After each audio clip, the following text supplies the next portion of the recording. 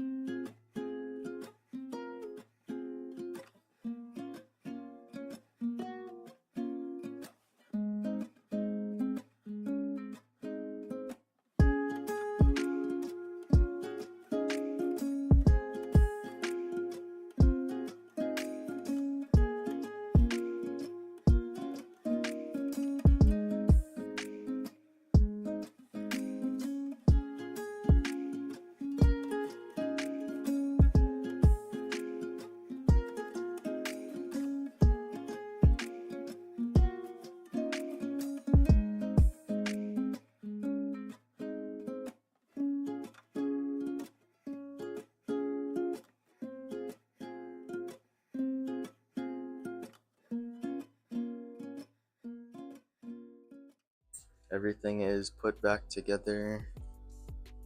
The intercooler, the snorkel, piping, intake, and this is where our nozzle sits. And it runs with the fuel line, my upgraded fuel line. It's not an upgraded pump, it's an upgraded fuel line. Then I don't think you can see back there, but pretty much just follows the OEM fuel line. And then this is the gauge. If I turn the key on,